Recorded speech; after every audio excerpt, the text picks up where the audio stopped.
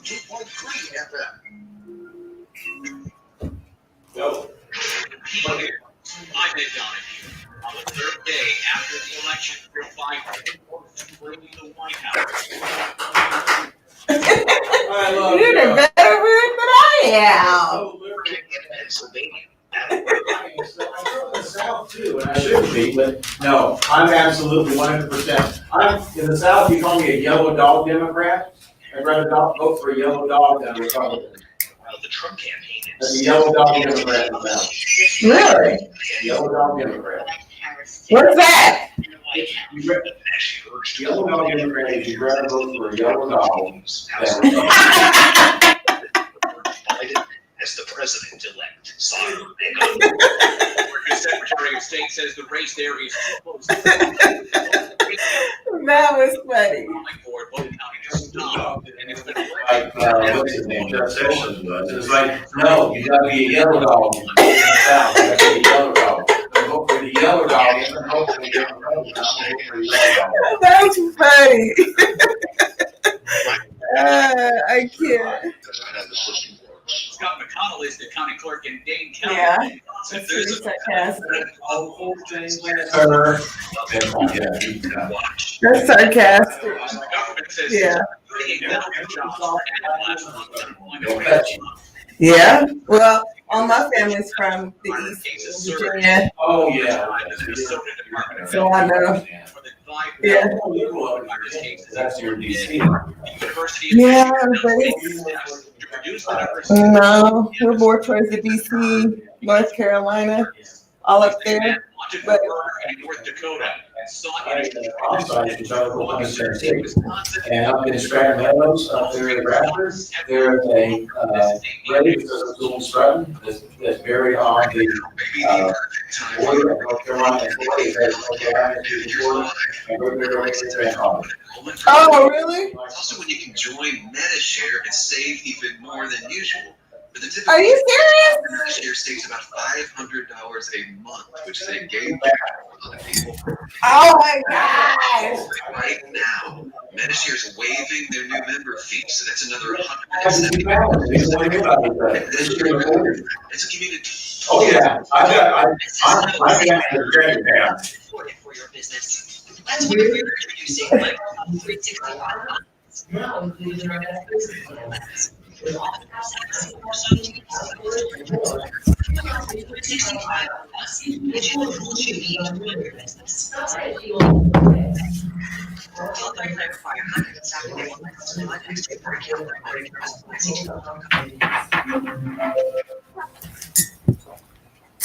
We've got 2 minutes. 2 minutes, okay. Can I just go grab some real quick? Be right back. Look good with the all-new Stay Sharp Barber Shop in Redlands. Get a precision blade cut or barber trim from the master barbers at Stay Sharp. It's clean, convenient. Watch sports on one of the many big screen TVs. starting the screen here. Recording started. Okay, so what you're seeing on the screen there, on the TV screen over there, is what's being streamed out over the KCAA line. Okay. You take any breaks, you just go all the way through. Go all the way through for today. We're good then. Yeah, I need to I'll talk to you about it after the show. So we got to do a intro. Take one. Stay sharp. Radio has openings for 1-hour talk shows. If you want to host a radio show, now is the time. Make KCAA your flagship station. Our rates are affordable and our services are second to none. On terrestrial frequencies to a population of 5 million people. Plus, we stream and podcast on all major online audio and video systems. If you've been thinking about broadcasting a weekly radio program on real radio, internet, contact our CEO at 281-599. I hope my mic is up because I can't hear nothing right now. Check. God, I hope my mic is up. I can't hear nothing on my mic. 1 2 1 2 1 2 1 2 1 2. 1 2 1 2. Check, check. Wait 1599 1 2 1 2. Hayward Environmental Consulting in Rancho encourages protect our communities. Hayward Environmental Consulting believes our police are essential to continuing our freedom to bring jacks and the assault on local law enforcement. They encourage listeners to keep the livelihood. The message of community strength and unity is courtesy of Environmental Consulting in Rancho Cucamonga. They are women of local law enforcement.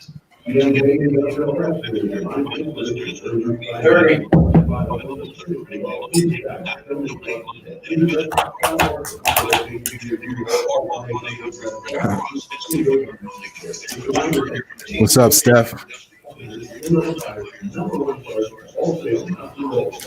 Thank you for checking this out, guys.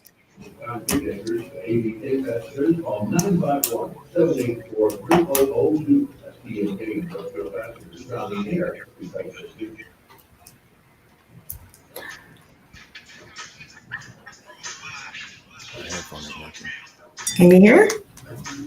They can't hear. They can't hear. I'm not getting no mic. They're not gonna be able to hear that. Can y'all hear? They'll be able to hear you. They can't hear me. Yeah, they should be able to hear you. I can hear you. ahead. You can hear me? I can hear you. Yeah. You can hear me? But they can't hear me. Go ahead, you're on. But can you hear me? Can y'all hear the music? Yes, everybody. I can hear you through Skype. No Skype. No Skype? No We're Skype. live right now, so But we are live. everything's up and going. What's up, everybody? Can you hear me? I can hear you. I can hear you well. Okay. I can hear you perfectly. Quaylen, can you hear us? Okay. Quaylen, do what you did the other day with your audio. Can you hear us now? Quaylen? So while we're working through that, what's up, y'all? Good morning. Peace. Happy Friday. My audio's working today. My audio's working Mic check. today. We hear you, Quaylen. Yeah. I can hear you. Yeah. So we'll let Quaylen work that out. Good morning, everybody. Happy Friday. Thank you guys for joining us again. Fine Friday. We are blessed. We're alive. We are happy to be here. And we are coming back today with part 2 of Who is the Boulé with our special guest, Mbwebe Ishangi. Good morning, Mbwebe. Peace. Good morning. How's everyone? How are you? Good afternoon on the East Coast. Word. Everything's good. Everything's good. Everything's good. On the Yeah. East Coast. How's the weather in the East Coast? Right now it's sunny, so I'm not mad. I mean, it ain't warm, but it ain't cold, It's not so I'm warm. not mad. Okay. I mean, it ain't hot. I prefer to be hot, but it's, It's up. So sorry, y'all. We're just working through. That's Skype on. I can't do anything on that. No, on your computer. I'm on. Okay, but that's Skype on there. Hang on, we need to put it on, we need to put that on, hang on, guys. Save file. So now, go ahead and put that on your StreamYard. Put your computer on your StreamYard and be able to see him and the other guy. I can't see them. Yeah, that's weird. Because So sorry, y'all. So we're coming back today with part 2. Who is the Boulé? With our special guest, Mbwebe Ishangi. that's not- sorry. And so we're going to dive right in because audio is working well. Like Quaylen, can you hear us now?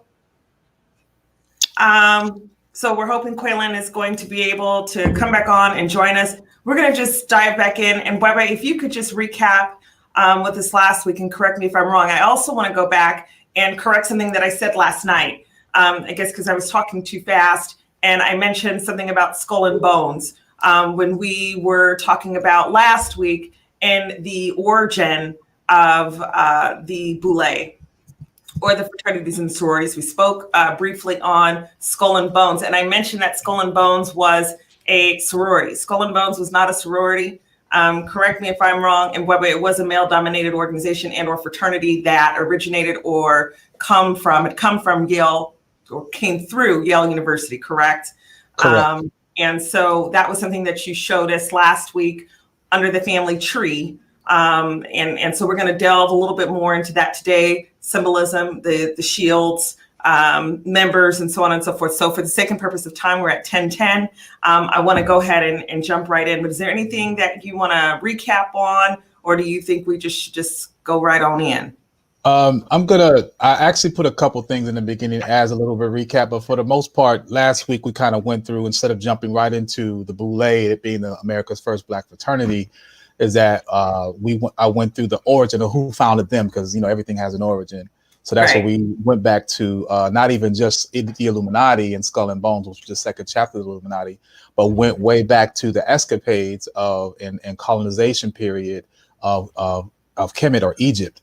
And how that was the massive influx of going after the information and then basically whitewashing everything and eliminating the Black presence of our origin, of antiquity. So I could just go ahead and get into what I'm gonna get into today, because it kind of veggie backs on it, and then we get into the fraternal and sorority part. Okay.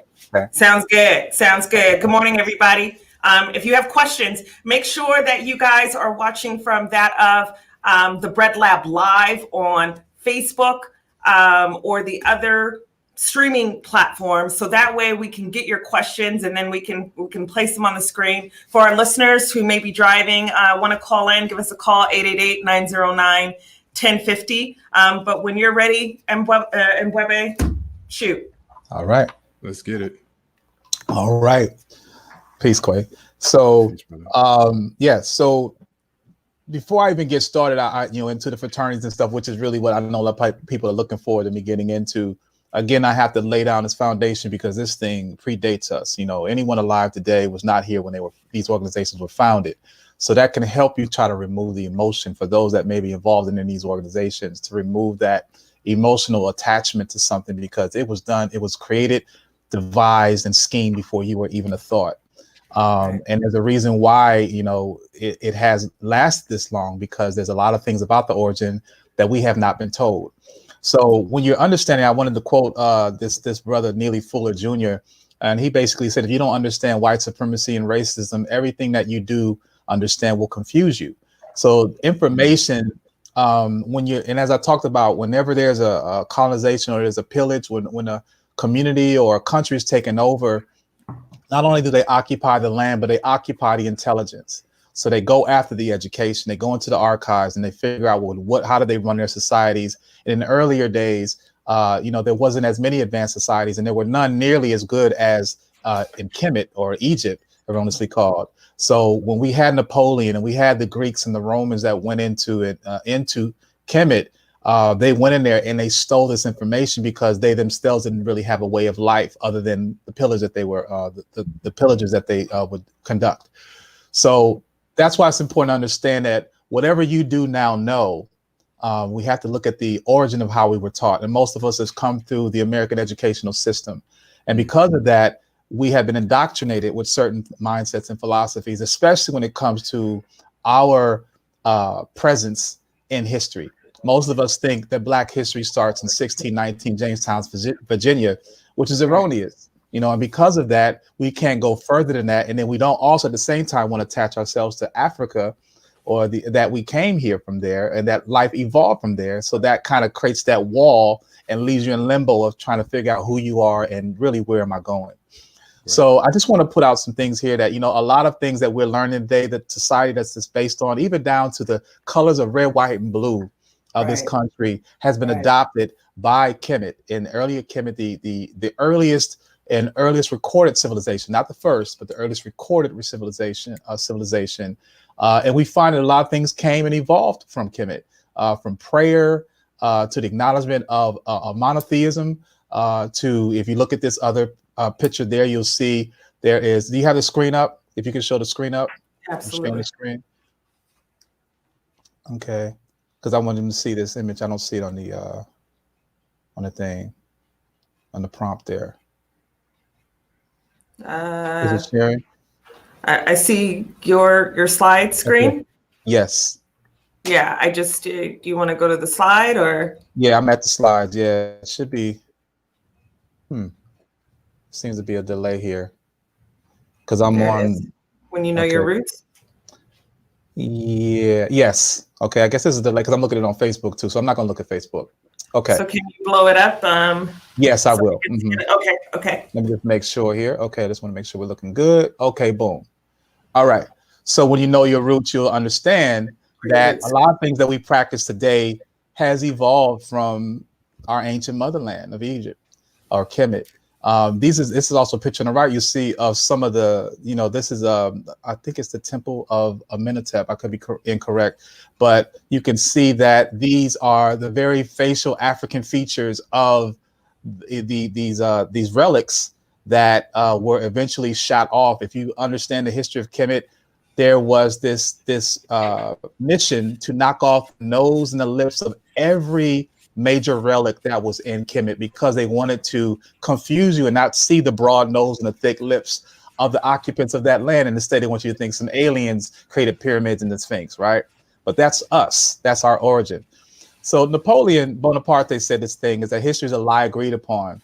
And he also said that my decision to destroy the authority of the blacks in Saint Dominique, which is now today called Haiti, is not so much based on commerce and money as the need to block forever the march of the blacks in the world.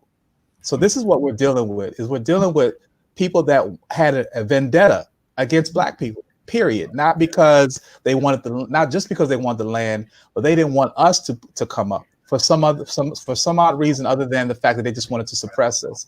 So this was carried out by colonization of the people, the land, and its information. Okay, so how do we get here? How do we get to becoming Black Greeks and being confused about even being called American versus African American or Black or Negro? Because there was an institution that was created in 1884 called the American Historical Association. And basically, it was a conglomerate of 12,000 historians, European, in America, or around the world rather, that decided to come together and create this organization, and they would basically create and professionalize history. They would institutionalize it and make it a profession. So that's basically me getting a crew of people saying, look, we're going to rewrite history and we're going to officially do it. And then we're going to create institutions where we'll teach these things so that people, they're going to learn what we want them to know. Okay, so in 1913, the 50th anniversary of the Battle of Gettysburg, where the blue and the gray coats shook hands when the North and the South, the Masons and the Dixies came together, there was this meeting. And in this meeting, that's where they established putting together this institution. And this was based upon what's called the Lost Cause. And the Lost Cause is basically the reconciliation between the North and the South, where basically, the South didn't want to give up slavery, but the North is like, look, we have the industrialization coming in, we have machinery, and we can find other ways to colonize or basically continue to control Black people, especially now that they're going to be emancipated. So this American Historical Association was created to validate the practice of racism, racist power structures during the Jim Crow era and the American South. So that was the trade-off. They said, look, if you let us free them, then we'll set up a whole new system where we can indoctrinate them with a different mindset, and then actually do this for the entire country and hopefully world, and erase all of the negative things and their negative experiences of racism and make it look as something positive, okay, to validate why we were put in slavery. So there's a guy by the name of William Dunning who started the Dunning School. He was the one that headed the American Historical Association.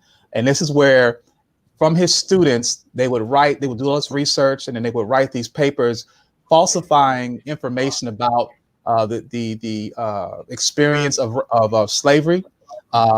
This guy also went on a crusade. There's another guy I'm talking about in a second, I'm sorry. But from his students, the alumni that came out of his association, they went on to teach at prestigious universities like Yale, Dartmouth, Ohio State, LSU, University of Chicago, University of Texas. So he basically were able to pollinate the country with this false information about this white power, this white presence, and downplay the experience of the Black experience in regards to the atrocities that were put against us. Okay. Then you have a guy who's a graduate of that school. His name was J.G. Derailment Hamilton, and he was the head of the Department of the University of North Carolina, and he promoted the KKK, and he saved North Carolina from, quote, the corrupt and incompetent rule of, as I call it, people of African descent in the United States. People of I don't know why it's not showing. Are you guys seeing my screen? I'm going back, but the only thing is, can you enlarge the screen, Mwebe? Yeah, because on my side it is full. I'm not sure why it's not showing. You should be seeing Racism Inc. Yeah, we see that. It's just we can see all of the. It's just not a full screen. I'm pulling it now. Of the slide. But you're seeing When You Know Your Roots. That's what I'm seeing. No, I'm seeing racism. Okay, there must be a lag. So I'm gonna stop looking at this Facebook. It must be a 10-second Facebook lag. is definitely a lag. Okay, so you're seeing Racism Inc. You're seeing Rulock Hamilton, and he basically, was about a strong component against Black people being treated equally, and they nicknamed him Ransack Hamilton because he went on this crusade to find all this information on the Black experience throughout slavery, all of the atrocities that were done against us, and he burned a lot of the information. He discarded a lot of information, and he rewrote it, and then he's created what is called the Southern Historical Collection, which is the world's largest repository of Southern historical documents. So again, as Napoleon said, history is a lot agreed upon. You have these 12,000 philosophers and fake historians, basically, that are now rewriting history, and then they're teaching it in our institutions of higher learning, changing the narrative of what really went down, so that in most cases, this is why people can say they have unconscious bias, because they never heard about it, because it wasn't included in the curriculum. This is why Black people think that our history starts in 1619, but can only hear about certain things that happened. This is why we think that Uncle Tom was a sellout, when Uncle Tom was really not a sellout. He was actually a liberator. So they basically took all this information and changed it. So now we don't have an identity, and of the identity we have was served to us through them. Okay, so the indoctrination of education is what we're experiencing. And if you look up the word indoctrination, it means the process of teaching a person or a group to accept a set of beliefs uncritically. So basically, you can't question it. It is what it is, and that's what it is. So that's what this institution has done. And both our story of antiquity and at the same time, pre, during, and post-emancipation history was being whitewashed. So not only was slavery being changed, but what happened in Africa was being altered. So we couldn't really have any way of finding out who we were, how we got here, and how our experience has become what it is. Okay. In order for you to deal with the issue, you got to go to the root. Well, if you don't know the root, then you're going to keep going through that cyclical pattern, right? And this is why we're so in the mindset of inclusion of everyone instead of thinking for ourselves like every other ethnic race does. Okay. John Henry Clark said this: Europeans have claimed the non-African creation of Egypt in order to downgrade the position of African people in world history. They have laid the foundation of what they call Western civilization on a structure that the Western mind did not create. Because again, they went in there and they took everything from the people they colonized, and then they claimed it as theirs. He also said, to control a people, you must first control what they think about themselves. We have not been paying for internet. To control a people, you must first control what they think about themselves and how they regard their history and culture. And when your conqueror makes you ashamed of your culture and your history, he needs no prison walls and no chains to hold you. So this is what we see the educational system has done. They've eliminated our origin of who we are, and then they also reward us. Because if you look at this next slide, Howard University has received an award from the very institution that indoctrinated our story, the American Historical Association. In 2019, they received an equity award. Equity? Like equality? No. I mean, but this is what it is. They're using these institutions to push out this false narrative of the American and really the Black experience. Okay. So this is also seen not only on PWUs, but it's also HBCUs. This false information is taught to everyone. So that I can see how white students don't have an understanding of what we're going through because they've gone through the same educational system that has hidden what's been happening to us. So now I move on to this institution and how they now went on this plight to really get Black people to buy in, right? So they did that through creating BGLOs or Black Greek letter organizations. So as you can see on this chart here, can you see the family tree degree connection? No, we're still on Racism Inc. Still on Racism Inc. See, there's a problem here because it's not showing, and it should be full. There's a problem here because I went through so many slides already, and it's not showing the current slide. So do you want to, now we see it. Okay, so now I can't go and play then. I got to do it this way. And this is as big as I can make it. Because you're seeing the family tree reconnection? Yes. Yeah. Okay. All right. There's something going on here. Anyway. Okay. So I went through a whole bunch of slides. I want you guys to see some things, but you can't see it, but you heard me. But I'm just going to do it this way from here forward. All right. So, so you had these organizations that you had Phi Beta Kappa, again, founded in 1776 before America was even, the Declaration of Independence was founded. Then they got caught up. George Washington found out about this secret society and put them on blast, and they basically dissolved, and they came back again in 1832 as the second chapter of the Illuminati. And then roughly 70 years later, they realized that, it's kind of hard to get Black people to, what better way to get Black people to buy into our system by having a Black person tell you. So they created Sigma Pi Phi Fraternity Incorporated in 1904. And then from there, the Boulé is a professional organization. So it's not on collegiate campuses. This is a professional. So usually you're usually 45 and older.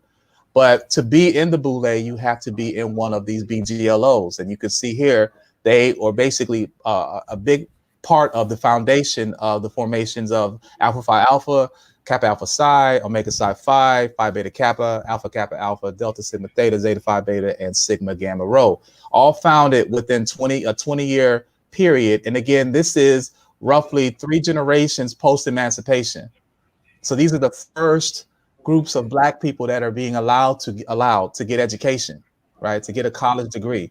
So of course, they want to make sure that we don't teach them too much, that they know who they are, and then they don't need us anymore, right? So can I ask you a question really quick, jump in here? And Webe, you said the Boulé was a more mature group. And just to clarify, could that have been a symbol of both men and women? No. So it was just men. Although the wives were involved. So this is what I've learned about it, is that it's not a secret society. It's a society that holds secrets. And this organization is an elite group of Black men, as it comprises of roughly 5,000 members. Every judge, lawyer, politic, these are the type of the criteria that to be a member. And they watch you. You can't go and say, can I join? You actually get tapped. Now, if you are married, which they prefer, the wives are involved. Now, the men are called archons. Okay. And Boulé means advisor to the king. Now, there's 2 definitions of the word advisor. Advisor can one be the person that gives advice, and then the other definition of advisor, which is spelled ADVISOR, is someone that receives information from the king. So they were advisors. So they were given instruction on how to do the king's deeds. So basically, the archons are the men, and their wives are called archhouses. The archhouses are used only for social engagements. So basically, they were to help. We got a meeting. Somebody got to cook. Somebody got to serve. Now, that's not to say there wasn't any pillow talk, but in regards to women having astute positions in the Boulé, no, they're just considered the spouse of a member. Support group, right? Exactly. Okay. Exactly. Okay. Okay. So from there we have, the formation of these fraternities and sororities. And when we look at the Boulé real quickly, because this is what I want to talk to you guys about last week, is Skull and Bones is, the second chapter of the Illuminati. And when you look at this map, they were founded in New Haven, Connecticut. Okay. Now, if you look at this map, it is a tetragrammaton, and it's a map of New Haven in 1644. And you can see it looks like a Rubik's Cube with those 9 squares, 3x3 squares, right? This same symbol is in the Boulé's logo on the bottom of their logo, in between the letters Sigma Pi Phi. Okay. You'll also see that the tetragrammaton, it stands for, in symbolism, it stands for the hidden name of God. Okay. And it's also used as a way of a strategic alignment, or we can use chess as another symbol. It's like a chessboard, a checkerboard, right? So when you look at the logo on the right of Sigma Pi Phi, you'll see that it has a vase. This is a Grecian sphinx. And when you look up the word sphinx, the definitions, they're basically different definitions, right? Because the definition of the sphinx is, they say it is correct. It is a 3-part animal, or a 2-part animal, 1 part human. So it's a woman, a lion, and an eagle. So this is what we see on this logo. But the sphinx that we think is in front of the pyramids is not that. What we're seeing is a lion, the body of a lion, and the bust or the head of Khafre, which is, I think he's the 2nd or 3rd builder of the pyramids that are behind him. So we're getting false information about the Sphinx when it's really called Haramakhet. But they are correct in using the Sphinx because that is called a guardian animal. The Sphinx is a guardian animal, and you can see it has its right paw above the vase. And in that vase is a circle within a circle. And then you also see a circle with a dot. So the circle with the dot is actually the symbol of Ra, or the sun. And if you think about the original Trinity of the mother, father, and son, or child, that is the symbol of Heru, Aset, and Horus, Heru, and Asar, Aset, and Heru. Get my names right. I'm getting the Greeks mixed up. They erroneously call them Isis, Horus, and Horus. Isis, Horus, and Isis, Horus, and I forgot his name. I'm getting a brain fart here, but no worries. So anyway, so we see also in the Tetragrammaton, under that logo is, you see the 9 squares under the logo. You're seeing a 3x3 square of the 8 fraternities, the 4 fraternities and 4 sororities, and with the Boulé in the center. So their logo is telling you that this is the family tree that we've created, that has created this mindset of Black people considering themselves as Black Greeks, which is oxymoronic. There's no such thing as a Black Greek. Okay, if you look in the history, the Greeks came to Africa as pirates, as murderers, as pillagers, and as plagiarists. Okay, but you have this new batch of emancipated Black people that are going to institutions of higher learning, or higher training, like I like to call it, that they're being indoctrinated to not know who they are. So in the history book of Sigma Pi Phi, it's been written. Charles H. Wesley, who is the author of the book, said, in the building of Greek organization, in the organization's plan, reliance was placed upon Greek history and tradition. This is a Black organization that's telling you they were founded on Greek history and tradition. The reasons of this action are not difficult to discover, for it is well known that the study of Greek civilization was basically an acquaintance with Western civilization, although Greek culture had relationships with the culture of the Orient. So you have these astute, well certified and allegedly educated Black folks that are telling you that our organization, a Black organization, we're basing it on the history of Greek civilization, right? And then he also said the Round Table Group, and the Round Table Group is another name of Skull and Bones, lives only in poetic life and history. They can live again in life, and we can make them live through us. It continues a dream, and it can continue through us. So when you think about the Round Table Group, it makes you think of King Arthur and the Round Table, right? So think about the days of Camelot. And what were they in a quest for? They were in quest of they were in quest of the Ark. And the ark was basically symbolized as melanin. They were in quest of melanin, and melanin was Black people, the colonization and conquering of Black people. So you have these organizations, again, that are basically paying homage to the deeds that have been done to their very own ancestors. And I have to question, how dumb can you be to not realize that, or are you part of the plan? So the next piece is we have to talk about is the Greek connection, because that's the origin. These are things that we adopted from the Greeks and has become part of the fraternity and sorority lifestyle. So pederasty is a huge part of Greek society. Let's just get that clear. Okay. We're living in the days now where the LGBTQ community is, they made their voice, they made their presence, but it didn't just start now. It evolved in Greece, okay? And it's assumed, this is what Plato said. Plato said this in a symposium. This is a play he did. It is assumed without argument that pederasty alone can satisfy a man's highest and noblest aspirations. And the love between a man and a woman, when spoken of at all, is altogether inferior, a purely physical impulse whose sole object is procreation. What is he saying? What is he saying? Plato is saying that we understand that men and women, will naturally get together, but in their eyes, it's just to create kids. Right. It's just to procreate, to continue to survive. But our passion and the most noblest thing a man could have is a relationship with another man or another male. Wowzers. So when you look at the definition of pederasty, it's the sexual acts involving a man and a boy. If you look at the history of Greece, their whole society status was based upon not how many women you have, like we want to be now players and ballers and whatnot. Right. It's about how many young boys you have. Okay, it wasn't, women were only used for procreation. If you look through Greek history, women are seldom acknowledged and seldom mentioned. Okay, and for the most part, they were used just to keep the race going, to keep the human race going, keep the species going. Okay, so pederasty. Go ahead. Oh no, I was going to say, what was the point of that? Like, why is there that indifference at that time for men over women? I'm about to get into that right now. No problem. Okay, so there's a degree. Yeah, because I don't know. I'm like, what? I know, right? I don't want to be Greek. Right. I'm funny. Okay. So I'm sorry.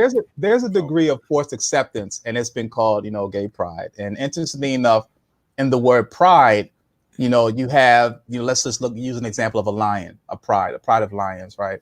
And when the lion has cubs, the male is going to realize that eventually this kid is going to grow up and be stronger than me and take my position, and I'm going to be kicked out. Right. So what can I do to try to control that?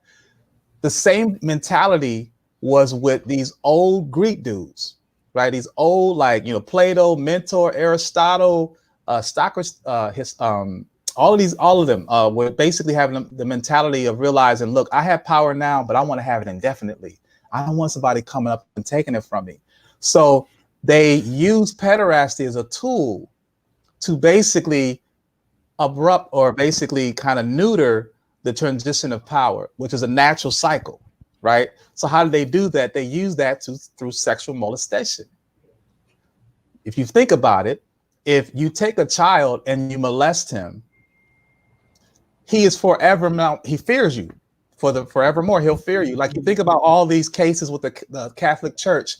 All of these boys that have been molested have stayed quiet all this time, have never said anything, never felt empowered to come out on their own. Now they're starting to come out now, but it's a psychological trauma that goes in your mind when a man or a boy is raped from behind.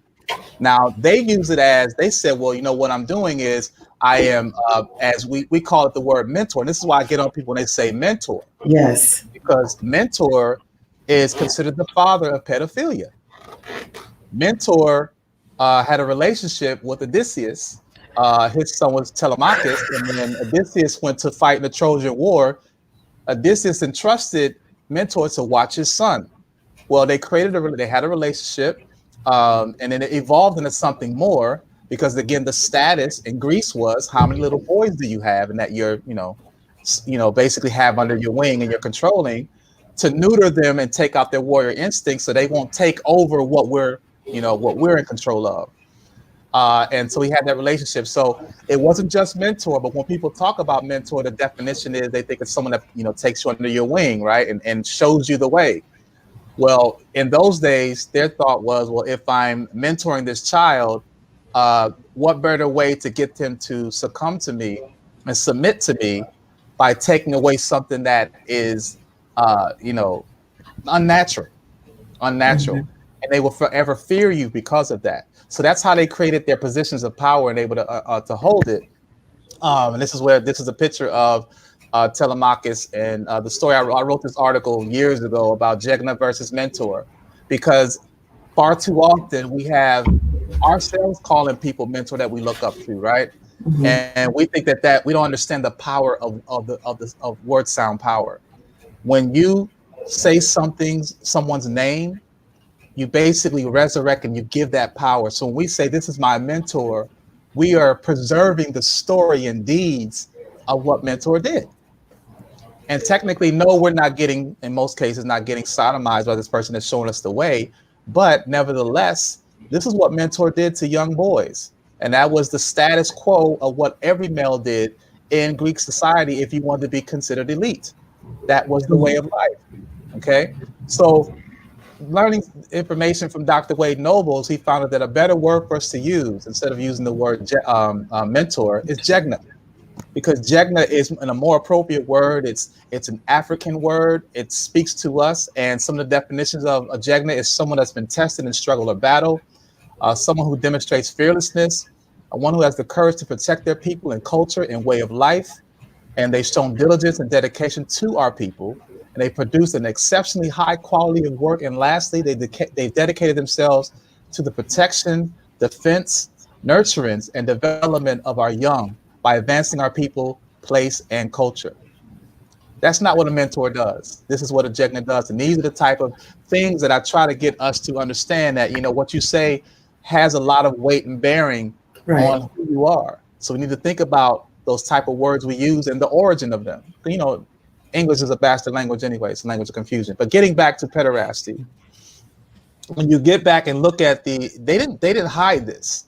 If you go and look at some of the oldest artifacts of ancient Greece, you'll see pictures and artwork of situations where young boys are either being fondled or they're actually being penetrated by older men.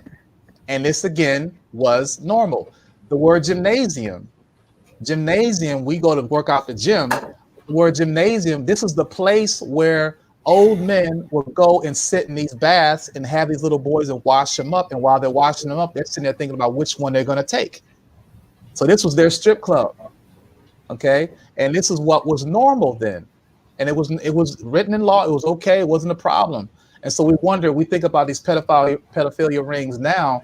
They have an origin. They come back to Greece. And I'm making a point in a second, but you can see in some of these artworks, these are some, I hate to be so graphic, but if you can see my cursor here, I'm circling. There is a older man penetrating a younger boy who's also doing fellatio on another man. Yeah. There's an older man fondling a younger boy. This younger boy, a young teenager, is kind of standoffish, not really kind of like trying to fight him off. In this case, you have an older man here simply just, forcefully pushing himself on a young man. And this young boy is about to, unfortunately, sit on the seat of this older Grecian. So this is what they celebrated. This was put out there. It was on the walls in the museums and the temples. This was their lifestyle. It wasn't on the low. Okay. So why am I talking about that? Well, the question then comes, are BGLOs being out-Greeked by LGBTQ Greeks? So can I ask you a question, and then we'll come back to this, because I want to just put this out here so that hopefully we won't forget. But why is it that these organizations want to be associated with that of the Greeks or a Greek organization? Why? I don't understand. That's a very, very good question. It's profound because I'll tell you, if most, I would say, I'm gonna go out and say 99%. If 99% of the people knew this, that are Greeks, they would have never joined. They don't teach us this stuff. You know, I was in a fraternity for 7 years, and I never learned any of this information. I was not exposed to this. What I was drawn to was the brotherhood. What I was drawn to was the swag. I was drawn to the step shows. I was drawn to the, you know, secret handshakes. I was drawn to that type of thing where you have this status, like we're a clique, we're a group, and people respect us, and you want to be us.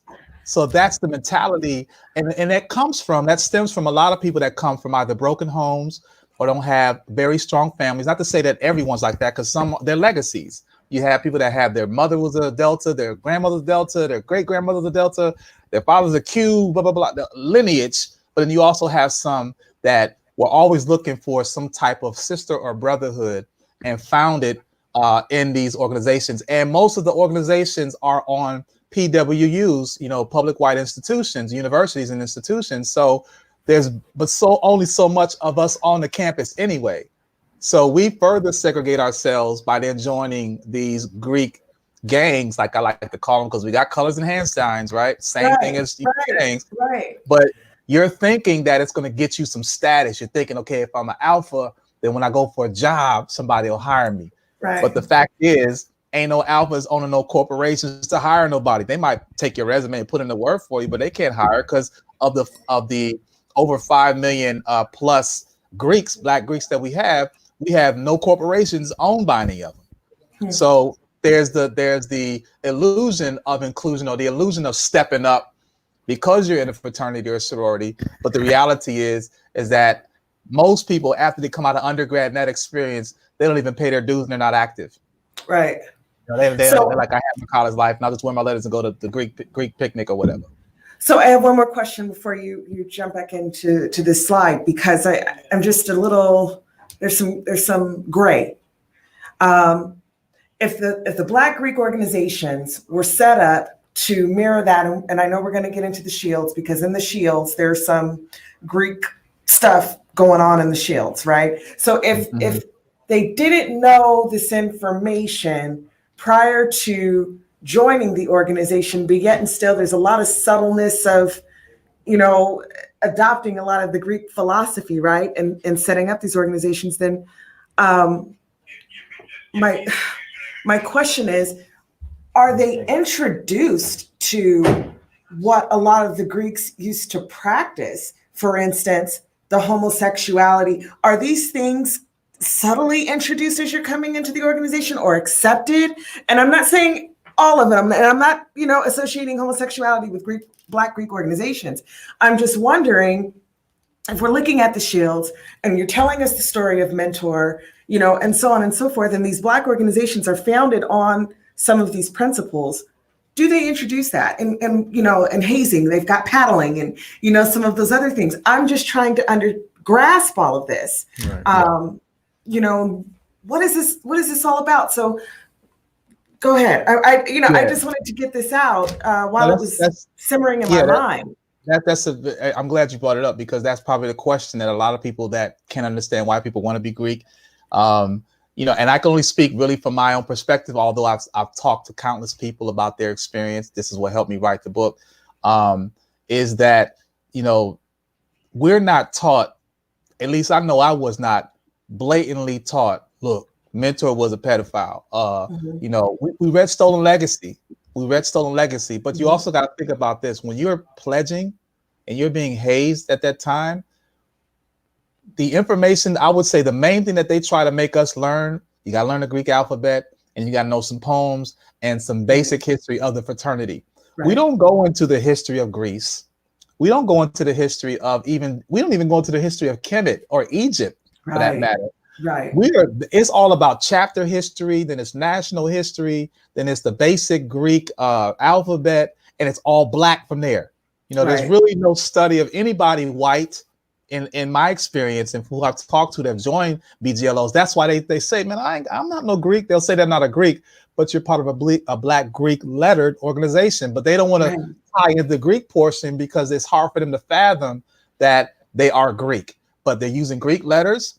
They're reciting Greek, at least the alphabet in that sense. But there is no deep penetration of the history of Greece, and certainly not about the relationship, the true relationship between us and Greece. Because if that was the case, they would not be members of these organizations. Now, the Boulé, on the other hand, is different. The Boulé is, these are graduates, these are professionals, these are well-educated men that should also be well-read. And I'm sure that even in the history book, it gives these names of Skull and Bones. It gives these specific things. Skull and Bones is not mentioned in undergrad, So if you are a student of a person of intelligence and astute elitism, status rather, then I don't give you that pardon that I would give someone pledging an undergrad, because we're just trying to get through these 8 or 10 weeks of being hazed and beaten up and not trying to get things wrong so I don't get hit tonight. That's what we're doing. We're trying to get through it so I can get my letter so I can step at the party and get all these girls. That's all we're trying to join the fraternity. We're not trying to be all knowledgeable about the history. That's not, and I'm not saying there aren't anyone like that, but the majority of folks, they're doing it for the perks. They're doing it for the illusion of this status, and they're not taking this on an educational and historical perspective, because if they did, they would find all these contradictions, which I found in my 7th year, and I had to make a decision. I couldn't ride the fence anymore, and I had to get out. Or I tried to fix it within and learn that they wasn't trying to hit at, so I got out. Question for you. Yes. Question for you. So, couple things you mentioned about the Greeks, and I'm wondering, is this a reference to the royalty at that time of the culture, or are you saying this was like just a way of living from top to bottom, from the low, impoverished to the to the kings that ruled at that time? You as far as the lifestyle?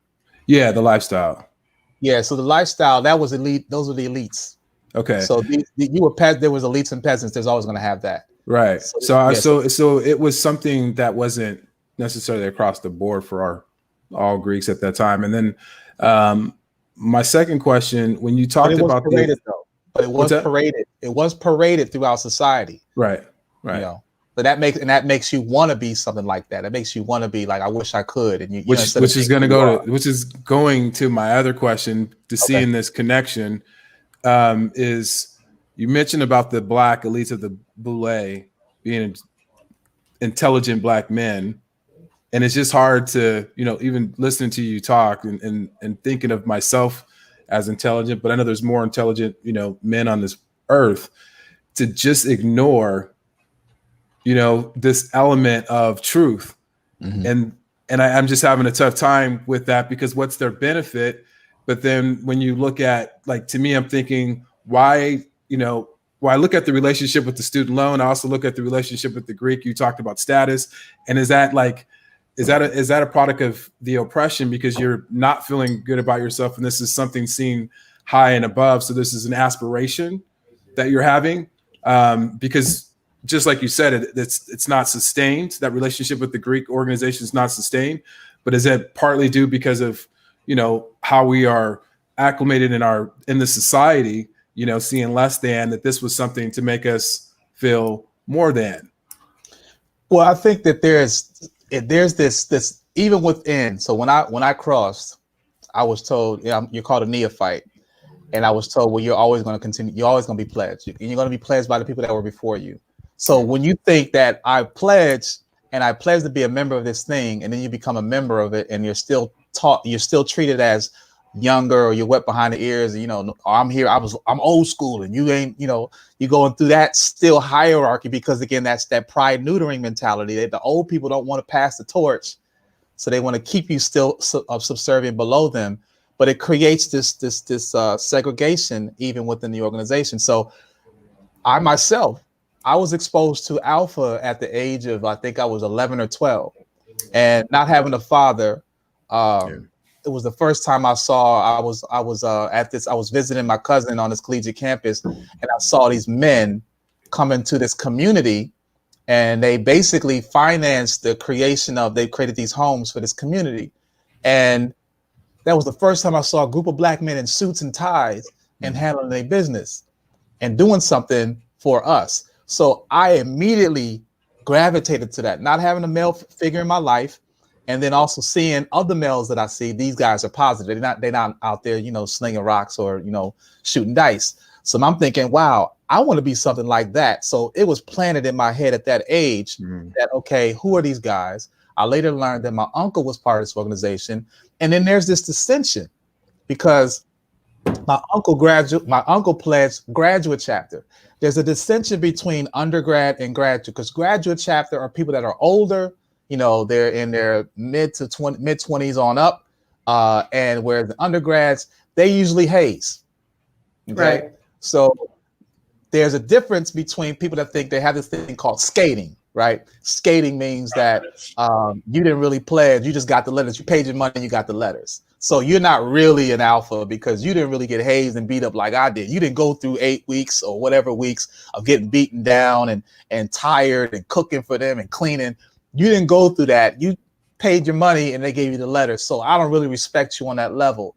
So there's that disparity that's created, that dissension, even within the organization. And that's what I saw immediately in there. So, people are joining these organizations for whatever reasons, but all in all, they do a great job of not letting you see that behind the scene mentality, those antics. You really don't see that. You see them as, it's all one type of thing. You can go anywhere and do a sign and someone's going to give you a pound or they're going to give you the grip. But aside from that, I'm not saying everybody's not involved post undergrad. They do service, they collect, food drives and they do things for the community, but that's still, I think, falls short in regards to the promise of you being the talented 10th, the best of our best. And the best that you can do is, still work for somebody and not create something for ourselves. And it's not to put all the onus on them, but you're supposed to be the best of our best. And if this is the best that you can deliver us or offer us, then we're not making much progress. So there is that disparity.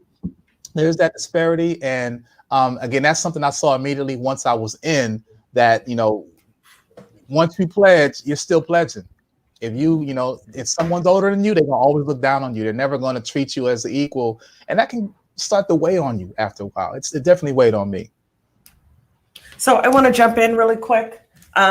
Ladies and gentlemen, thank you for watching. Thank you for listening on your FM and radio dials with our special guest, Mbwebe Ishangi. We are in part 2 of Who IZ the Boulé. And we are still on air, getting ready to close on air, but we are going to continue, if you will, through our streaming platforms. You can find Mbwebe online and his book, Who IZ the Boulé, Who IZ the Boulé, on, I hope you guys can see it, www.theghettotimes.com, www.theghettotimes.com. You can also follow Mbwebe on his Twitter, and I hope I have this correctly. Mbwebe, it is at Mbwebe Ishangi. Yeah. Yeah. Or, excuse me, not the Twitter. Yeah. Instagram.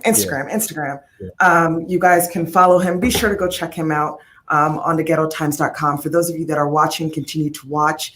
And those of you that are listening online, on the radio, you guys can visit us on the Bread Lab Live on Facebook, on Twitter, on Instagram, our website also, breadlablive.org. And please continue to send us your comments, inbox us with your thoughts. But you can also find us on YouTube, where all of our pre-recorded materials are on that platform as well. So please continue to listen. We thank you again for your listening and our viewers as we go ahead and jump back into this. And I want to go ahead, and Mbwebe, if you can, and start on that slide. I know we spent a little bit of time on this, but I want to move forward, if you will. So again, thank you guys, and we'll continue. Okay. Oh, good. So, so that question now, as to talking about the Greek version of being of life, now we're having, the question is, we have our sororities and fraternities, but there's also a movement of LGBTQ fraternities and sororities. Okay, there is a fraternity, or it's a lesbian fraternity called Omicron Psi Omega. and they basically have emulated all of the things that the Qs have done. And it's kind of, it's crazy. Like they're female Qs. I mean, they actually had their tongues out. They couldn't do the Q sign. They actually grab their crotch like they have one. Like they do step shows like they are the actual Qs. And there has been this beef between the two because, the Qs are like, wait a minute, you trying to be us, basically. Then you have these subordinate organizations. You have what's called miyakas or mids. Miyakas are men interested in Delta, men interested in AKA. Then you have mids or men interested in Delta. And it's supposed to be like auxiliary groups, just like the alphas have the alpha sweethearts or the kappa sweethearts or whatever you have, or alpha angels. And so these subordinate organizations are supposed to be support groups, but they too get to kind of get a little glimpse of the Greek life. And they're not actually Greek, but they're subordinates. And it kind of gets for them to become into their fraternity or sorority, respectively. So you have the miyakas, for instance. The miyakas, these guys that were the miyakas actually wanted to actually be AKAs.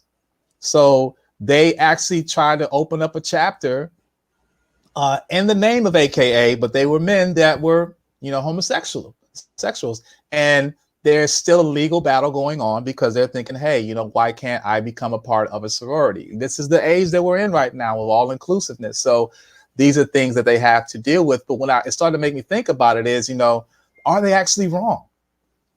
Is Omicron Psi Omega wrong for being who they are? Are the miyakas wanting to be AKAs and wanting, practicing the life of homosexuality? Are they incorrect? When we look at the history of the Greeks, when that was the lifestyle that they lived. So it makes me back the question is, if someone can stomach this conversation that's in a Greek lettered organization, if they can stomach this conversation and really did the diligence on what this thing is, they might question their membership.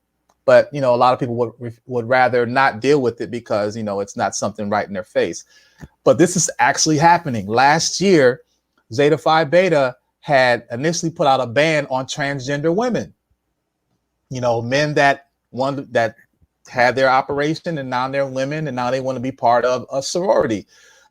There was initially a ban, and then they had to lift that ban and start accepting these transgenders as being part of their sororities. Morehouse began accepting, this is a all Black male college. And they are now accepting transgender. They're being addressed with these issues, as well as allowing men who are consider themselves transgender to attend the campus. These are men that are on campus wearing dresses. And there is a problem that, with the rest of the students are having issues. But again, these are very real issues that you have these Greek-based societies that are actually kind of reclaiming who they really are and their history. Then there's the other part. Unknowingly, though, they don't even know they're doing it, though, right? Yeah, unknowingly. But then there's the other part of it. You have prostitution rings. At the Valley State University, I think this was last year. The AKAs were actually got hit up for having a prostitution ring, of hiring out their pledgees as prostitutes. So it's getting out of hand. And that's the one thing I want to talk about as far as the experience of being in fraternities and sororities, is that it's gotten out of hand when it comes to hazing and the type of the depths of what they've gone through in regards to the dehumanization of people, of their pledgees. And I'm sure that, Aqueelah, you could talk about, Aqueelah, I'm sorry, you could talk about that, is that, you've had your experiences when you were online that made you want to get off. But there's a history of this stuff, and that's something that very seldom gets talked about. But before I go there, let's just talk about the origin again. Some more origins. On the left here, you see a picture of myself. I got branded. I got branded consciously, though. This is one thing I'll tell people. Yeah, I got Greek letters on my arm to this day, and people will walk up to me and say, "Yo, what up, frat?" or whatever. And I'm like, "Look, I'm not in the frat no more. If you want to talk, I could tell you why. If not, here's the book," or whatever, right? I use now as a marketing, piece. But when I got branded, it made me think about what happened to our ancestors, because I knew better. But when I was pledging, I knew that I was going to go through something physical. And this is where I'm not totally against hazing, but I am against it when it gets out of hand. When you are put through physical stress, you can sometimes, most cases you'll shut down. And one of the things that they would do online is, you'd have to recite some information. And if you got it wrong, you would be hazed. That could be, and it depends on the fraternity, whatever, or the person that's hazing you. You could either get kicked, get a swat from a paddle, you could get punched, you could get jumped, any of those type of things. Then to make it even worse is if you had the recited information, you got it incorrect, instead of hitting you, they'd hit your line brother or your line brothers. And that would create dissension, right? Because if you can't get something right and I'm taking the hit because you're getting it wrong, I'm pissed at you. Get your stuff right, right? So, I got branded because I understood that I was going to go through something physical that I've never felt before, but it was still a teaspoon in the Atlantic Ocean of what our ancestors experienced. If you see that picture next to me, one of the first things they did when we got off the slave ships is they branded us. They branded us, and that was to show whose property you were. And that was the beginning of your experience. As soon as you got off that ship, of your experience on a plantation life and indentured servitude. So for me, it was paying homage of what I was going through. Although I was getting hazed by my own people, but I was being physically challenged and mentally challenged beyond what I ever thought I could be, and see if I could still come out of it. One of the things that fraternities and sororities teach is they say, we want to break you down, we want to tear you down, and then build you up. And to some degree, that's done. But again, some people go over the top with it. And I say that because there's true experience. There's been fatalities. People have died pledging. And the people that have pledged them have pledged the person harder than they were pledged. That's the problem, is when someone gets hazed, then they're thinking, I can't wait till I cross, because in that next line, I'm going to haze on, I'm going to give them what I was got, and they're going to give them even more. So each line of haze is that next line that gets hazed, they get their letters, and they're excited to pledge the next line, and they're going to do what happened to them and more. And it gets deeper and deeper and worse every line that comes after that. So wow. It's that's the perpetuation of self-hate, of an unawareness of what's actually being done, and treating ourselves as the oppressor treated us. On the plantation, treating ourselves as slaves. A pledgee and a slave are synonymous when you're online, and that's the unfortunate thing. So the branding thing is, people say, well, what is that? How was that made? We would just basically get an iron. We didn't have no, custom made letters. You get an iron and put that, bend it the way you like it. And then you would put it under a flame, and then you would put it on your arm or your chest or wherever you want to put it to mark yourself. And that was to also show this bravado that you could take pain, and that, and I was kind of caught up into it, I'm not going to lie. And when I walk around and they see my brand, they be like, yo, he went through something, like to give you some, some street cred. And that's kind of soups up your ego. But again, when people ask me why I did it because I wanted to pay homage to my ancestors. And it was just, a teaspoon of what they went through. But the hazing goes beyond that. It has an origin. If you see this picture up on the upper left, right here, you'll see that we were hazed. The hazing of the paddle. The original name of the paddle was called fagging. It was called a fag. So we all know, we can't say it politically correct. We want to be politically correct. We can't call people fags, but fags have to do with you being homosexually. Well, the fag was used in Greece as a way for these older men to get their boys to submit. So they would take the paddles and spank them into submission, so that they would get their rocks off from that, and then they would then penetrate them from behind. So it has an origin. And on the plantation, it was a plantation owner that realized, okay, listen, if we want to get our slaves to submit, we can't be clocking them in the jaw and knocking their teeth out. But what we can do is we can pat them on the, get them, hit their behind. But they started putting holes in the paddles. And when you put holes in the paddles, it causes more damage. But in case you want to sell them, they won't have any other, you don't want to have them abrasions and stuff all over their body, but they're not going to look at their behind. So they would basically take a pole and they would wrap your leg. You would lay on your side, as this unfortunate African is doing, laying on your side, and your arms are bound to your legs. So the pole is between your legs and the back of your knees, so you can't move. and they would just go to town on you to get you to submit. So it wasn't just whips, but it was also paddles. And you see that it also evolved on collegiate campuses. This is a practice where they tell you to assume the position. And assuming the position is you got to hold your legs out and hold your genitalia and, hope that it doesn't last long.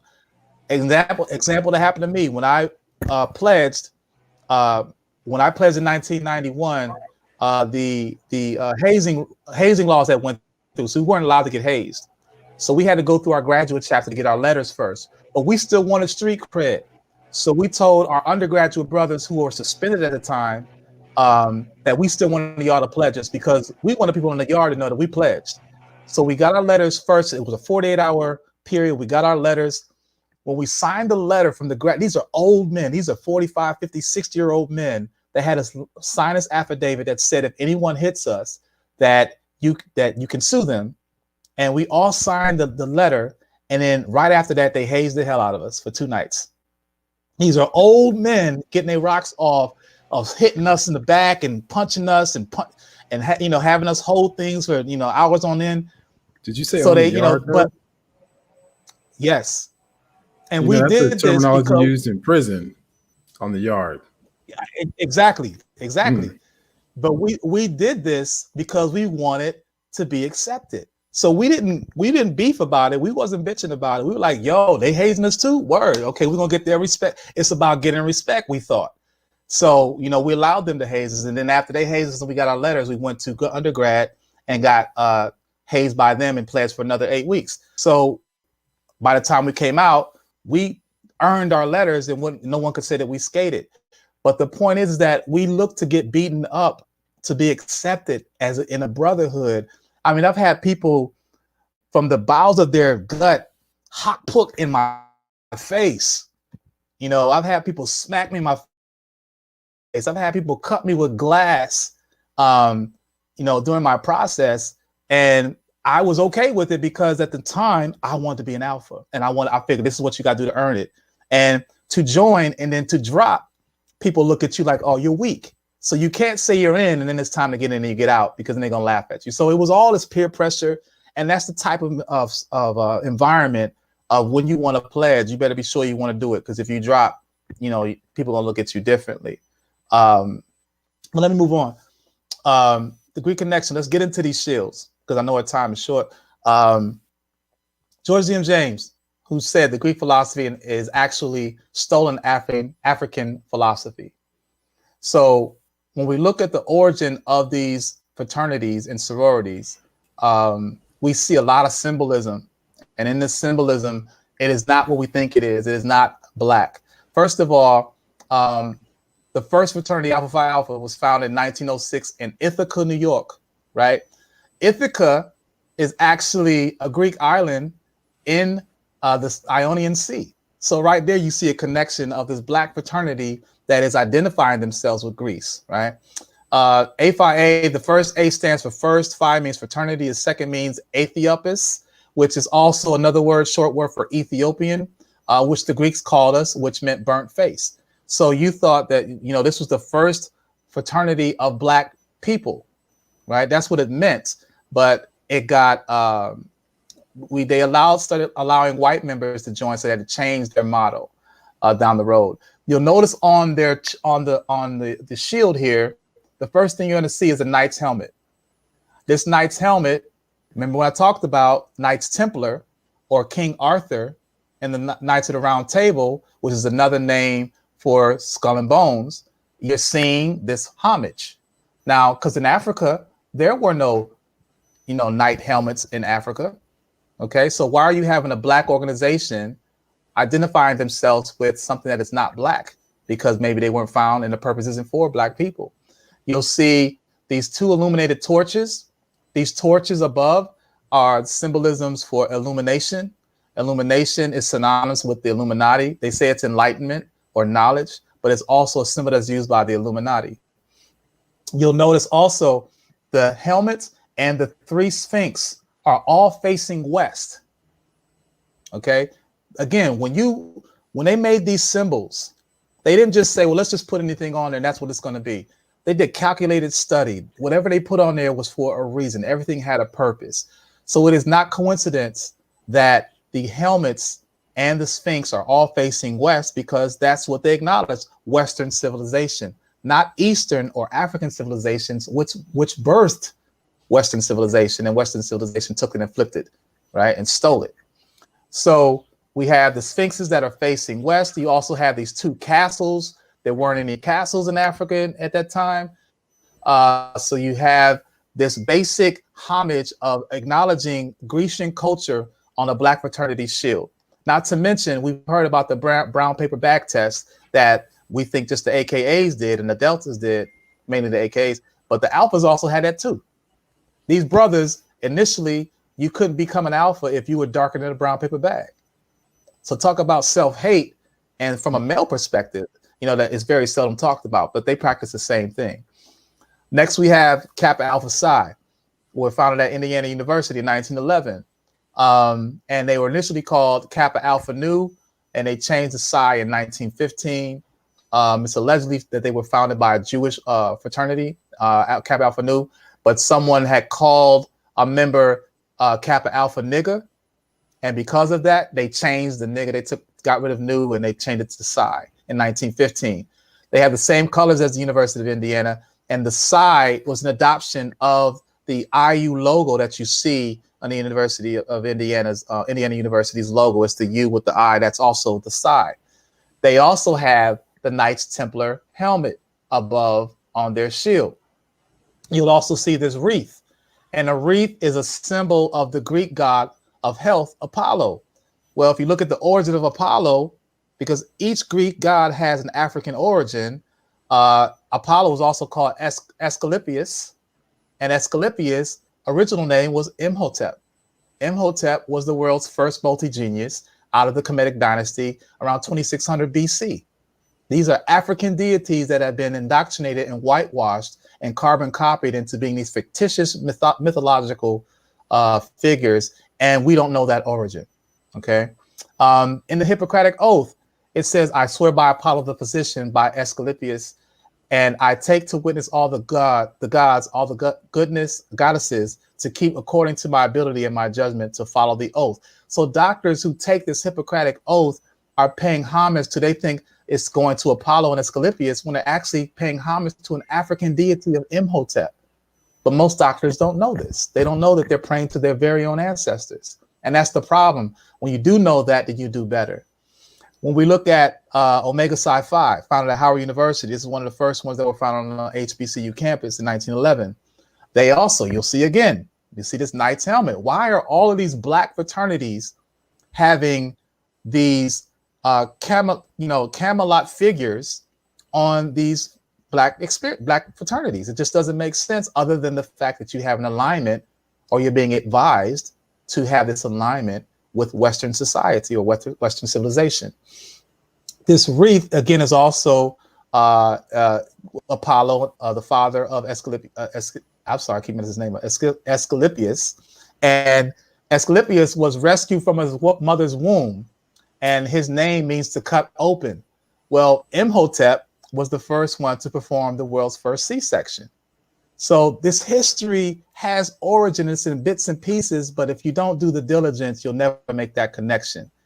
And you'll also find the two swords behind here closely resemble the skull and crossbones. If you look at it, it's a skull and crossbones without, it just has the swords and the helmet as a resemblance. Phi Beta Sigma. Now this is one of the symbols that you've seen, it's called a fasces, or an axe. And this is basically symbolic of the Roman Empire and the 13 colonies that are owned by the England and the Vatican. And who was that? The Knights Templar. You'll see that they have these 3 books here. These 3 books to pick. One is represents the knowledge that you're in the process of learning. The standing book is the knowledge that you look to have yet to attain. And the last one is information that you do have and that you're putting into play.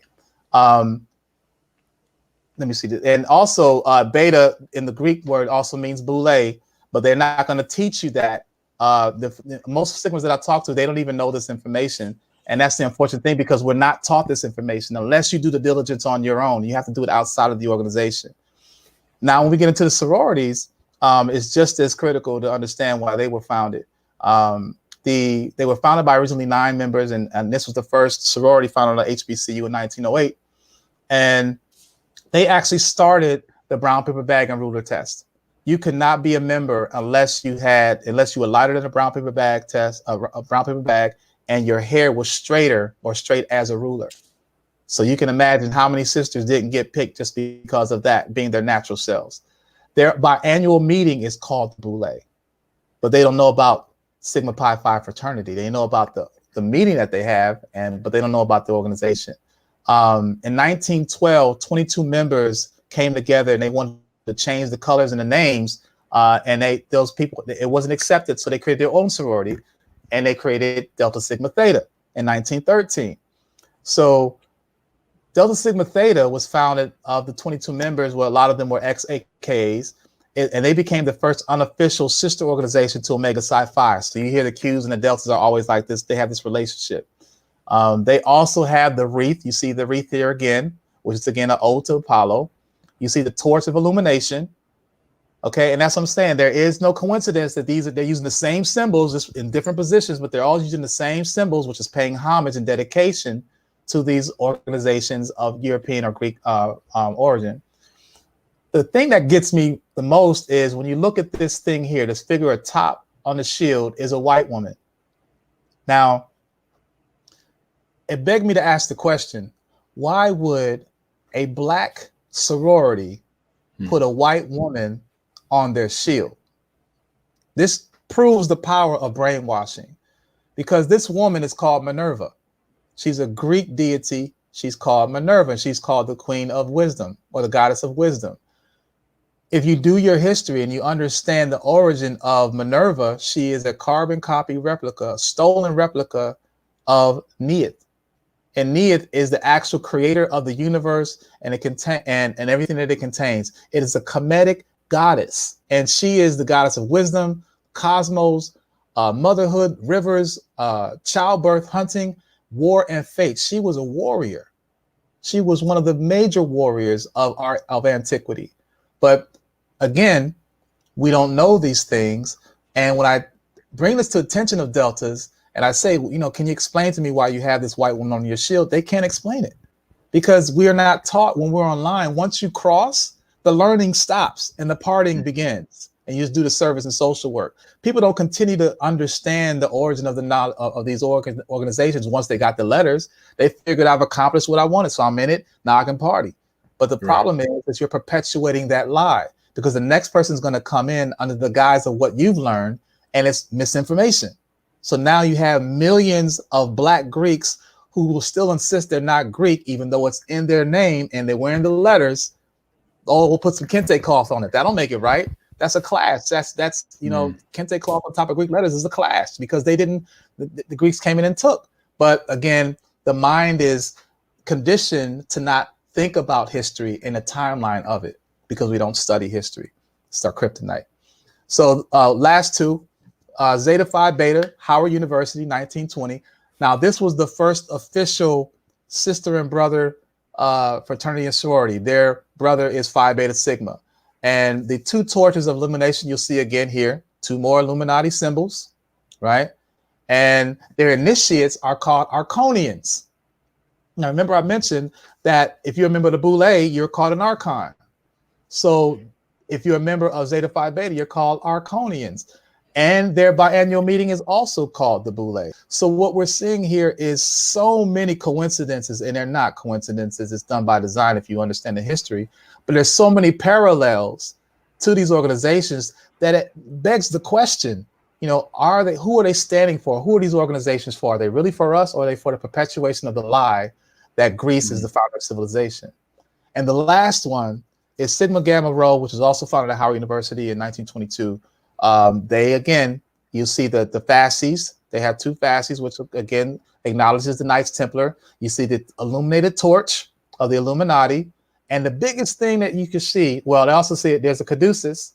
The caduceus is the physical, the medical symbol for health, which again points to Imhotep, but they don't know that. They're not told this is any correlation to Imhotep.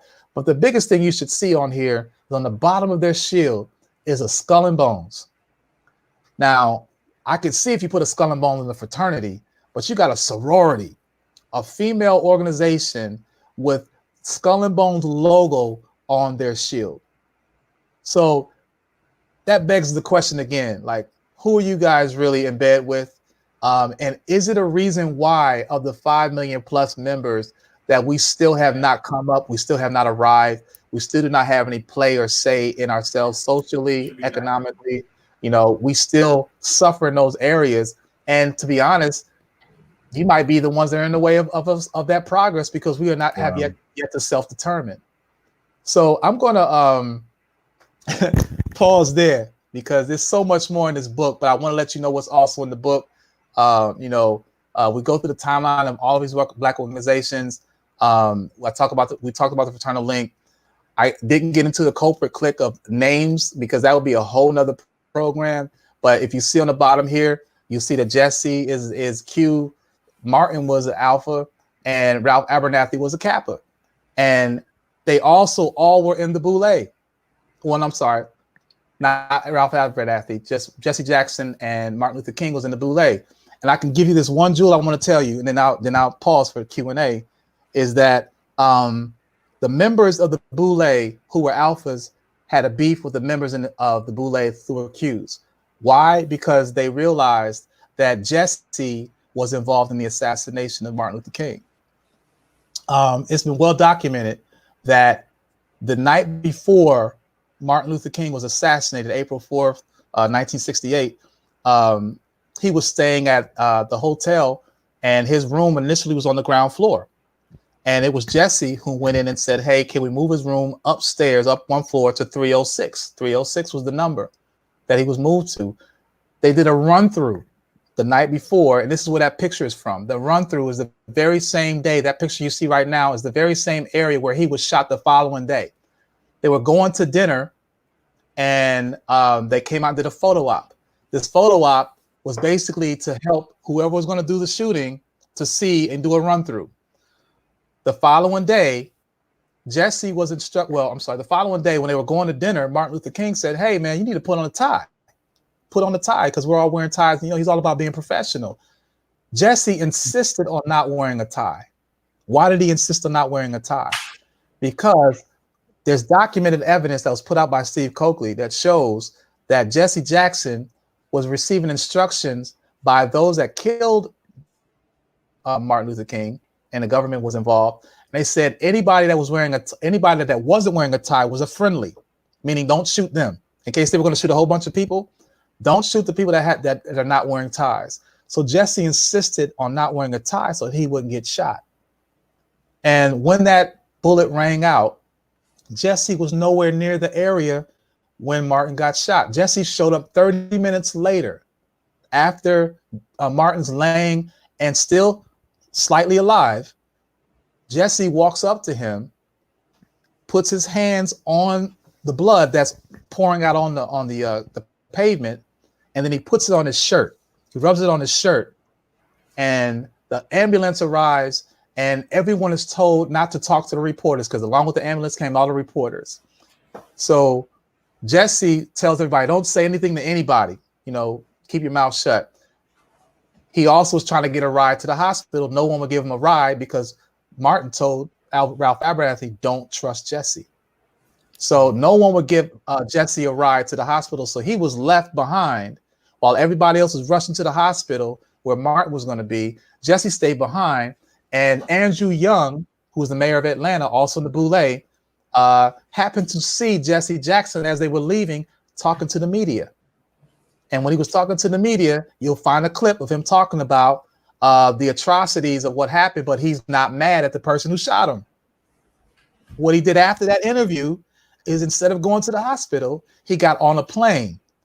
He took this plane to New York City, hired an agent. The next day he was on the Today Show, put back on the bloody shirt, and walked out and said that he was basically anointed as the next leader of the movement. So he was put in position to usurp or change the movement of what Martin Luther King did. And if you understand Martin Luther King, If you look at his last speech, not the I Have a Dream speech, the speech before he died, the night before he died, April 3rd, and I think they call it I've Seen the Mountaintop, he gave specific orders of what people could do to carry on the movement. He knew he was about to die. And he said that we should start pulling our money out of white-owned institutions and self-determined and put them into black insurance companies. He said boycott Coca-Cola, boycott Wonder Bread. These were instructions to get us. He became Malcolm X, and that's why they got rid of him. But since then, after his death, not one person, including Ralph Abernathy and including Andrew Young and absolutely Jesse Jackson, ever did anything that Martin said that they could do. So has the Boulé been put in place to derail our self-reliance? In my words, absolutely. And I close it at that. Heavy. Sorry, I had to be there.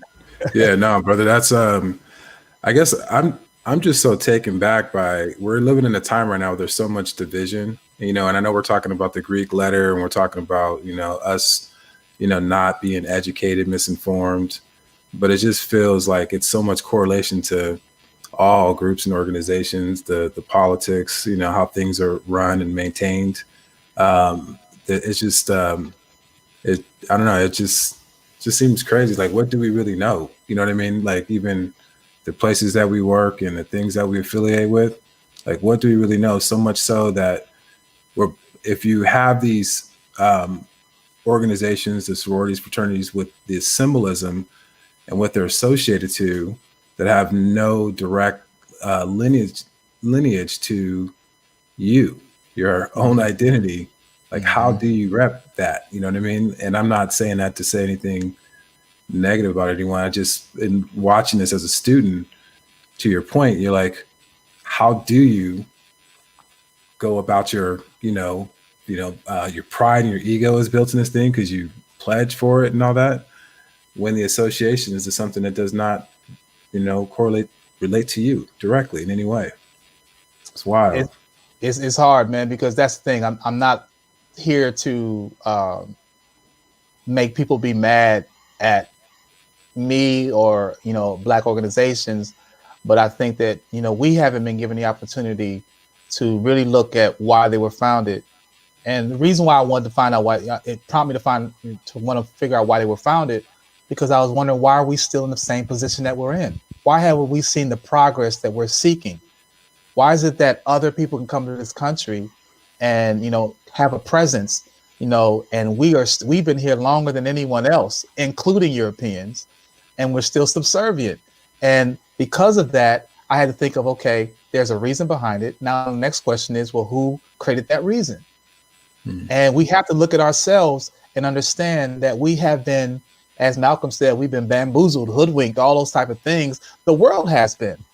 Right. The American Historical Association has, falsified history so that the world doesn't know the atrocities that we went through, much less us knowing, so that we can't self-identify. We're too busy wanting to assimilate still. Even though integration has happened, we're still looking to assimilate and be accepted. And we have not realized that everyone else, when they know they're not accepted, they go and do for themselves. We're still the only race in this country that is asking for people to accept us, because we even ourselves will fight each other because you're religious, or you're in a fraternity, or you wear dashikis, or you're dark skinned, or you got, straight hair. We have all these things against us that have prohibited us. Exactly. It's prohibited us from progressing as a race. And we don't want to talk about race because we think we're all human. Well, ask that to everybody else. Ask them, are they thinking the same thing? They're self-determining. And the day that we start to realize, if we do a critical analysis of history through a timeline, as Asa Hilliard said, studying history in chronological order and find the African presence in it, we're never going to know who we are. There was a calculated and global agreement to suppress Black people. If you suppress Black people and the Black story, it will always be in a position of power. The moment that we self-define, this thing falls. This thing is as simple as that. But it feels like the growth. hope. It seems like with I don't know. I think about like the educated. Like if you're educated, you're gonna get a better job. You're gonna get better lifestyle, right? The American dream, and it just seems like the money is really ruling everyone's ambition, because to be self-determined, I think you said on the last show, it takes some risk, to be able to stand on your own. And we are all conditioned. And it's the thing too, as we talk about it, I keep thinking about, and I know this world is comprised of a lot more people than just black and white, but I feel like we're all just lost. You know what I mean? Like the education that we have around who we are, as if I was a white person going wondering who that black person is, like, do you really want to know the lineage of that person? Because that gives us a different kind of relationship to interact and engage, but in perspective and compassion, right? But even for ourselves, like we don't even know who we are, but it just feels like because of the way we've been conditioned in the world, that money is really driving those elite groups who have influence, because you had influence, the men in suits, right? To want you to do those things. And it's subtle too. It's really subtle. Yeah, it is. Because we're looking at these people, they're educated, they speak well. We're looking at where we are, and most, the statistics show that we're not at the top of the scale with regards to education and economics and things like that. So we're looking at these things as, as an aspiration, which leads to money, which leads to a better life, but it's all codependent on who's paying those paychecks. You know what I mean? And so money seems to be that differential for that will to strive on our own. Well, what does Wu-Tang say? Cash rules everything around me. Around me. Green, right? Money. Dollar bills, y'all. And that's what it is. And that's the first segue into what we'll be doing later on another show is about my second book about the business financial wealth, is that we have been bombarded with the quest of trying to just keep the lights on, that we ain't got time. I ain't got the energy or interest in learning about history. Why do I care about history? I'm living in the present. So what? We build pyramids. I'm trying to keep my pyramid in this apartment or this home. So we have been affixed with working, 9 to 9s, not even 9 to 5s, 9 to 9s now with commute, that you losing half of your day just trying to make next month's bills, that anything extracurricular is going to be social. I'm not reading no book. I'm going to party. I'm going to release this stress I have because I'm working a job. And this job is sapping my life away. And now I'm in my 30s and 40s and 50s and wondering, I haven't lived yet. So I'm having a midlife crisis. I'm still in debt. And I'm not at all thinking about, how did I get here? Collectively, why is this systemically done? Because what I'm going through isn't just me. It's everybody in my family. It's everybody in my community. It's everybody as far as Americans are concerned. There's only the elite is 1% of 1%. So when we understand that the race, we have to compartmentalize our existence and say, yeah, okay, you'll get those 12 hours for me to, do whatever I do to pay my bills, but I'm going to become financially literate to the point where I can leave and fire my job, fire my boss. And then when I fire my boss and I own my time, and I can start living the life that I was put on here to do. Why am I here? What is my purpose? Okay, now I can go into those things that I'm interested in. I want to understand history. I want to understand systemic racism and how I can make it better for my bloodline and in my community, or whatever your aspirations are. But until we start to manage and own our time, history, I'm scared to say this, but history is becoming diluted. And as it becomes diluted, it gets lost. People are looking more into YouTube scholars that'll give you 5-minute segments of some fragmented information that they, plagiarized from some historian and then added some extra stuff to it that are not factual. They're more into YouTube scholars than into listening something like a broadcast like this is maybe an hour or two of your day or your time. And it's recorded so you can come back to it when you want to. But then also to purchase books and get a library and learn and conversate about the topics in your community that affect you the most. Our generations are becoming, the attention deficit is on blast. If you're not giving it to them quickly, they're not grasping it. So imagine 100 years from now, will there be a Black experience to talk about? There may not be. Well, Unless, go ahead. no, I mean, I feel like the Black experience is going to be the Black experience. Like, if Yeah. where we are right now in the scale between, like, unemployment, you know what I mean? Like home ownership, education, the family, the bottom of the scale. Like, what is going to change that if the history continues to get diluted? Because you're talking about being empowered by knowing your history. So if it gets diluted and you're not even knowing who you are and it's confused, it's going to stay the same way. I guess I wondered too, for me right now, just as a student today, and I thank you so much today, is thinking in my own mind, what part of this systemic racism, systemic, the system, am I walking to every day, waking up to and accepting? Am I accepting this? Now, I know that it's bad, and I know that there's all these things behind this and the shields and whatever else, but what am I saying yes to? And how can I empower myself to a point where when you talk about firing your boss and being able to let go and being able to be self-determined, that means you have to be able to have, one, when you're fighting with time, because you're talking about buying time to be able to do what you're called to and then do something that's purposeful. How do I do that? How do I get there when I'm so conditioned to accepting? So we have a society that we have a government, thank goodness, for people who need, Section 8 and all the different services, right? And student loans, all the things that make it even harder to be able to break through. Like, how do I get over this? You know what I mean? It feels like it's a cyst, what we know. Yeah. Well, I'm gonna just do a self-righteous plug. You got to read this book. Amen. Because this book, I mean, and I say it not just as in reading my book, but that very thing you said is exactly why I wrote this book, because I went through that same experience, losing my job, and then figuring out how am I going to take care of, first of all, my immediate needs, and then realizing, wait a minute, you're going to always have needs. So how do you attain those needs if you're only getting it from an employer, and employers are letting you go? We're seeing jobs, letting thousands and tens of thousands of people go. We're seeing a recession in the economy. We're seeing tenure no longer accepted in jobs. You're not staying at jobs no more than 4 years.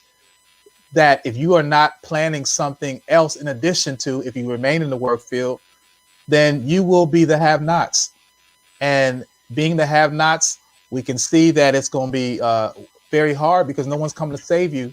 And this is the route that we're going, especially when you factor in the next wave of technology that's erasing the work field, the labor force. When you have artificial intelligence, is going to replace the labor force.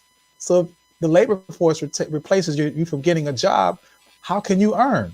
If you have the mentality, and this is the fish mentality, a fisherman's mentality, if you teach a man to fish, you feed a man a fish, you feed him for a day, teach a man to fish, you feed him, he'll feed himself for a lifetime.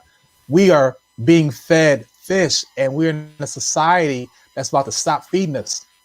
So if you don't know how to fish, no one's coming to save you, and it's going to become crazy. We're talking about Hunger Games and all this purge and all that. Like, be very, well, I mean, we're really right quick. in it right now. We're right in it right now with this pandemic and the coronavirus.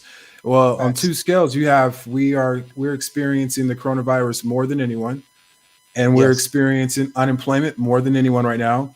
So now you're distressed, and it's like, how do we overcome these things? And it's happening at a high rate because no one saw this coming. And we are always the ones taking a bigger brunt of a crisis than anyone else. And we're right in the thick of things right now. And I'm just wondering, like, how do people break through when they also don't even have the mindset? If they have to read the book, check out your website and, just continue following us, because we're definitely going to be sharing this information. But just how do you break this cycle? Yeah. It comes from, can you hear me? Oh, we can't hear. We can't hear Aqueelah. Yeah. Cannot hear you. But cycle, my point is that and even if you don't read my book or tune into this show, we all understand that something is a need. We need to do something, and this is one thing that I will share with you that I've learned from very rich white people, is they said if you don't spend 5 hours a week learning, you're being irresponsible. So for me, I spend 5 hours a week minimum learning about finances. We can hear you now. But if you don't spend 5 hours a week on something, then you're basically wasting your time. And we have become masters of wasting time. You know, it takes 10,000 hours to be a master of something, right? And we waste tens of thousands of hours after we get off to work. We don't want to do nothing else but chill and binge. We're wasting. Are we masters So of can I excuses? add something to this? And because you guys couldn't hear me earlier, but I'm having been, okay, business owner or being a business owner, having worked in corporate America and all of those things. This is what I'm going to say, because COVID, as tragic as it has been by claiming the lives of so many people, African Americans included, I also want to say this, it's also a call to action. Absolutely. Because a lot of people are losing their jobs, are losing family members, are now having to change roles where one person may have not been the breadwinner in the home, now they are. And so this is an opportunity for many people, including African Americans, to really pull from within and get creative. And I think the issue that a lot of people have with regard to starting their own businesses or being self-sufficient is that they look at what's going on right now, that they're limited by what they don't have or what they don't see. So I'm going to dig into Bread Lab because our language is faith. And so people, don't limit yourself because you don't think you have the money right now. You don't know the right person to help you get your foot through this door. And I'm just going to wait until, next month or next week or next year when I've got X, Y, and Z. You're waiting for the perfect time. So I'm just going to let you know there's no such thing as the perfect time. So for those of you that are looking to start a business or go back to school or do something to help yourself, because generally, what do they say? All millionaires have, what about at least 8 streams of income? So if you're looking to do that, start now.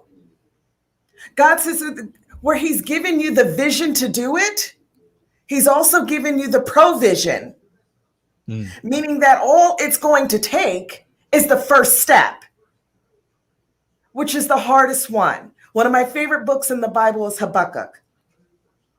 Chapters 2 and 3 talk about the vision, talk about the goal, that you see yourself doing something. I don't know if it's being a t-shirt maker or opening a restaurant or, having a courier service, whatever your vision is, write it down. Though it may tarry, meaning though it may take a while, whatever that while is, what he's saying is it's going to come. Take the first step. I don't care if it's writing it down. Guess what? You accomplished the hardest part of obtaining the goal or the objective. Write it down. Don't be limited to, I don't have enough money. If you begin to walk in it, you'll get there.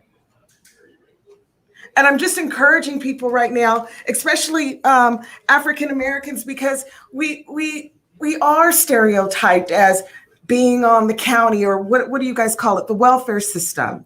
We're not educated enough. We're too loud. We're dirty. We're this, we're that. We live in the ghettos. We don't, have education. There's so many stereotypes that we even buy into that limit us from going onward and upward. And I just want to be just that source of encouragement today to say, start somewhere.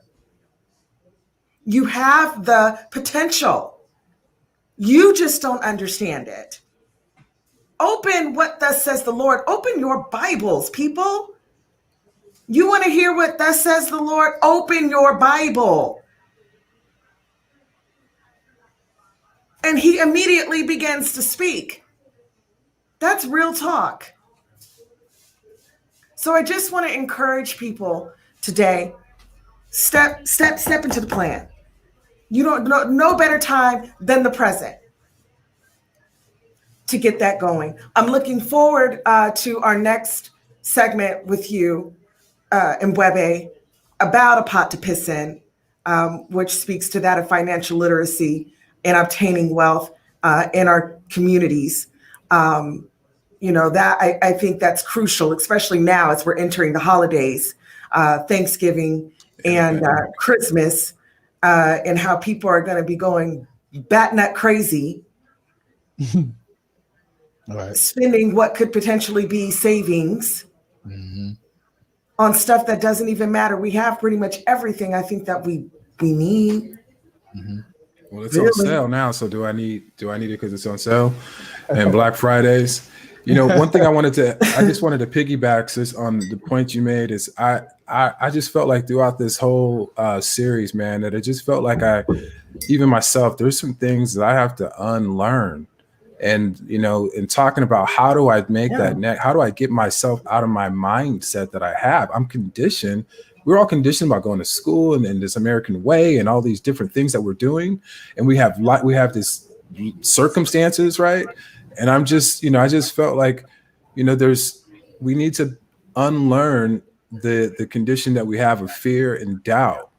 And there's some risks that we need to take to improve ourselves. And one of the things that I don't know how we deal with time when you're working 2 jobs and you have the circumstances, right? But still believe anyway, you know what I mean? And still take the steps. You may not be able to get that 5 hours of reading and learning, you know what I mean? But whatever time that you can get that time. Like you say, get wisdom, right? So get that. But it's the one thing that helps us to encourage us to overcome what is holding us back. And individually, we're all fighting a different battle individually, but I just keep thinking like some things are easier said than done.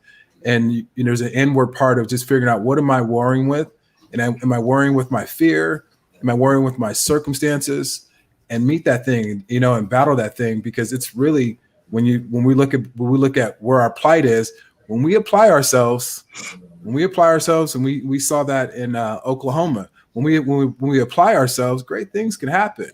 And for a home, a Black family, because I work, in home ownership, and people walk in the door with mad fear. And I've spent so much time trying to kill the anxiety that I understand. But I'm like, this is bigger than I could even imagine. Like, cause this is like embedded in their spirit. And I'm like, I'm spending more time encouraging this person and giving them hope than I am talking about their options. And all they want is a down payment program, but don't even understand like how to manage owning a home, to own the home in a way to where you can actually own the home and own another home and build don't even care about that. They just want to get over this, this part of not having, you know what I mean? And not get the business side of it and the, and the financial gain opportunity and what it does to pass. So it's just a lot of things to break down, man. And I'm prayerful that, we will meet and war with those challenges inward so that we can take the step to do these things. So as difficult as it is, and I agree with you on your point, but it's hard to unlearn. And so what I'm going to say to piggyback on that is to renew.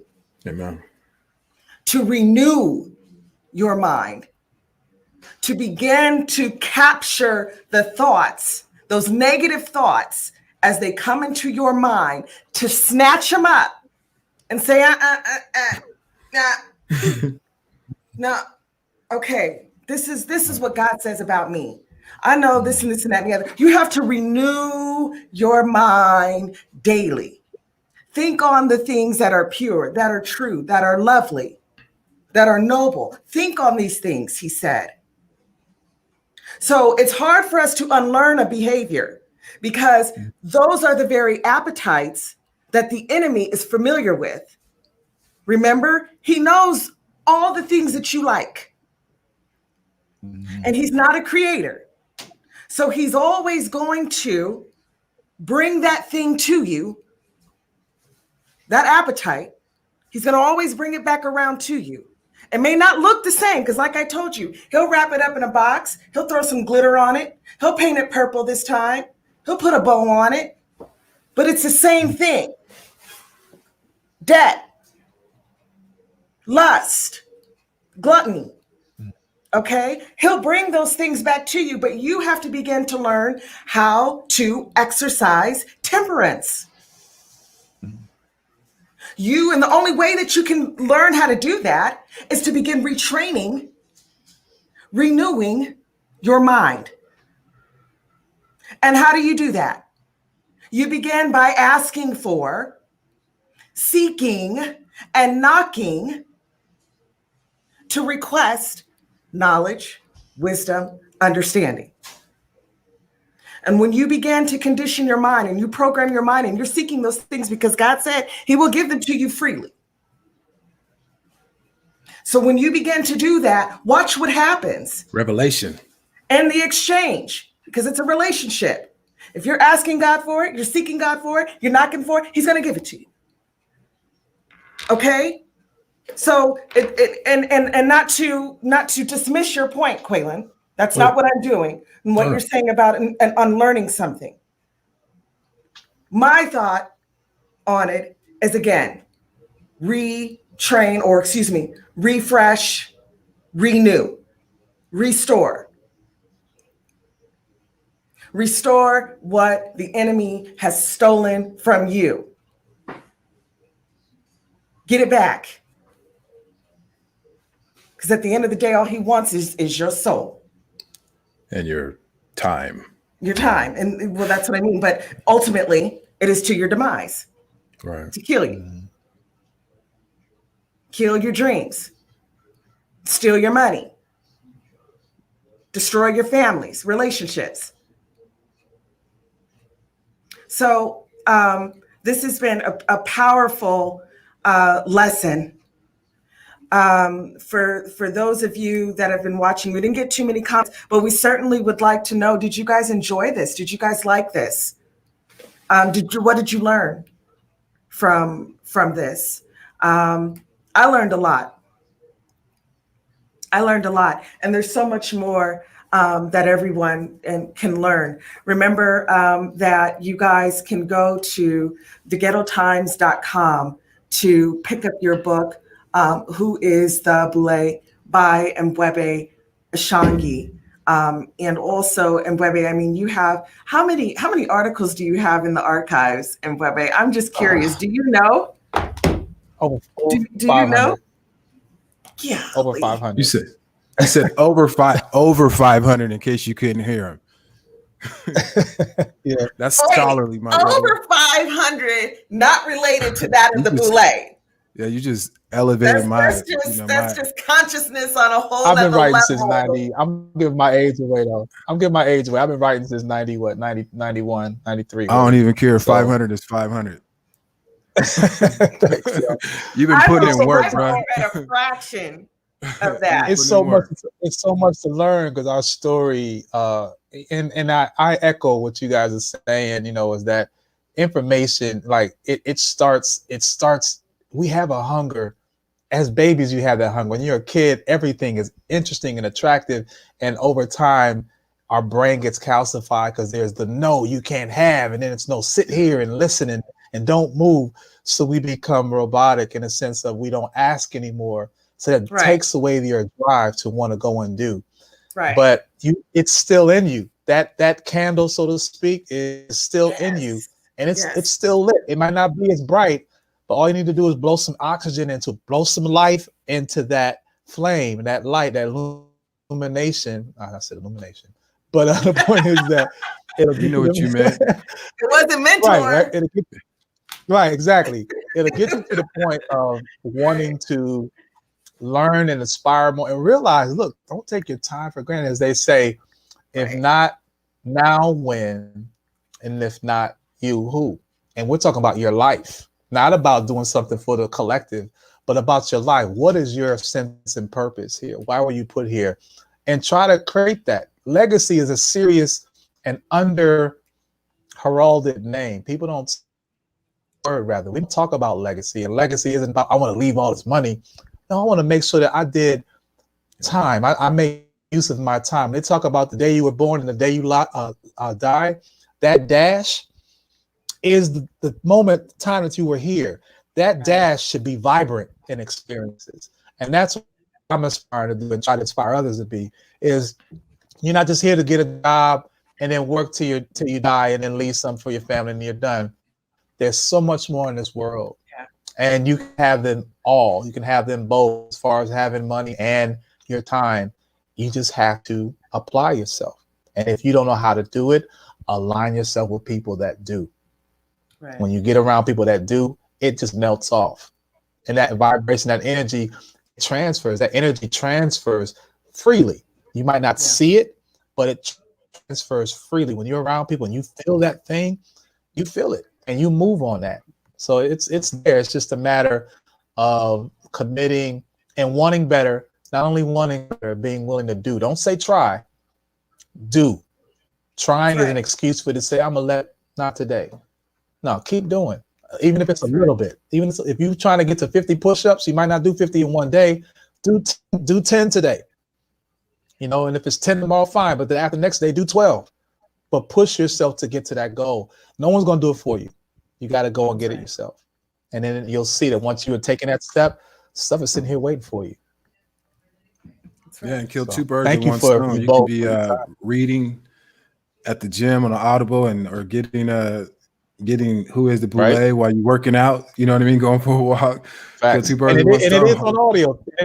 Oh, see, I did something right there. Yeah. Didn't even know it's on audio. So I so have now it we on get 30 audio. minutes in the gym and 30 minutes on the book, and we work from there to get to our 5 hours. And then we play Wu-Tang. Yes. So I'm funny. But thank you guys again. You can visit Mbwebe at www.theghettotimes.com for his books or all of his books.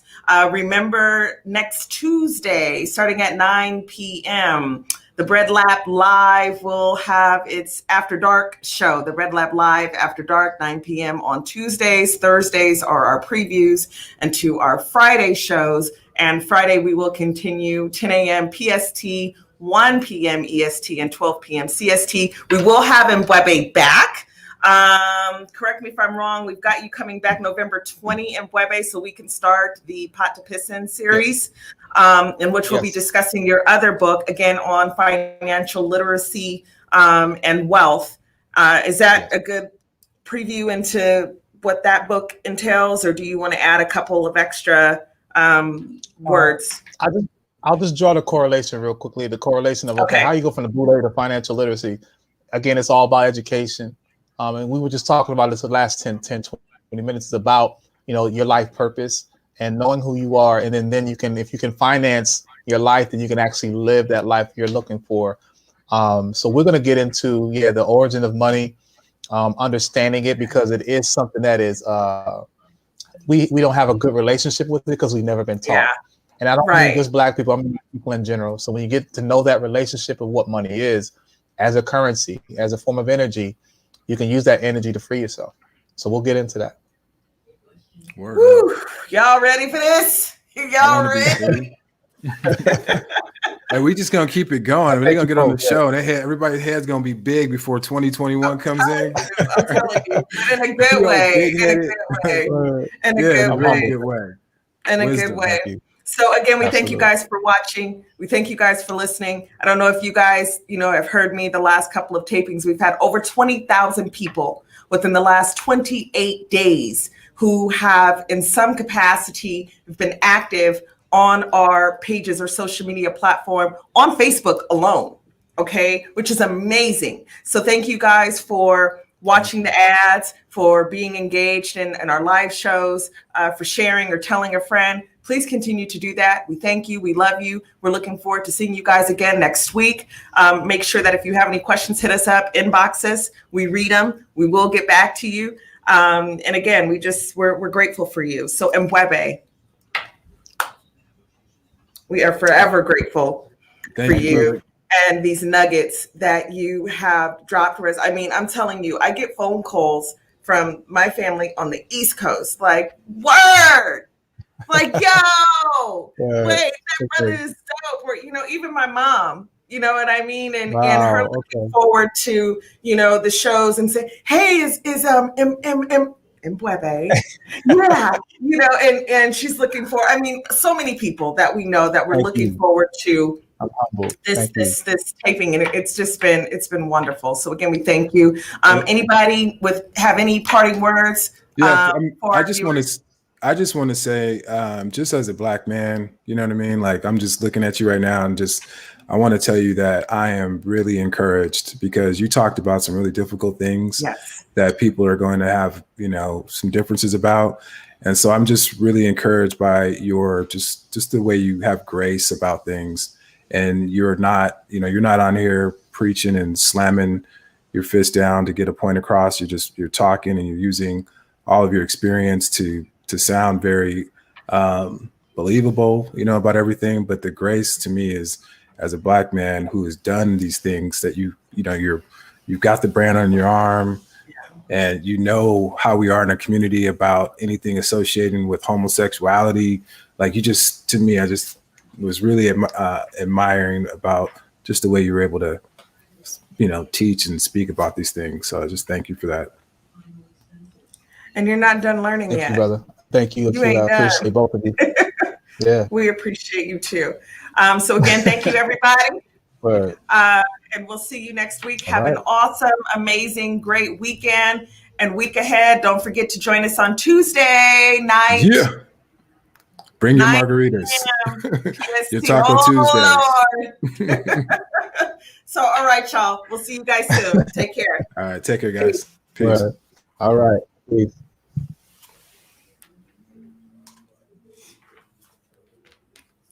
I'll hit you up in 2 seconds.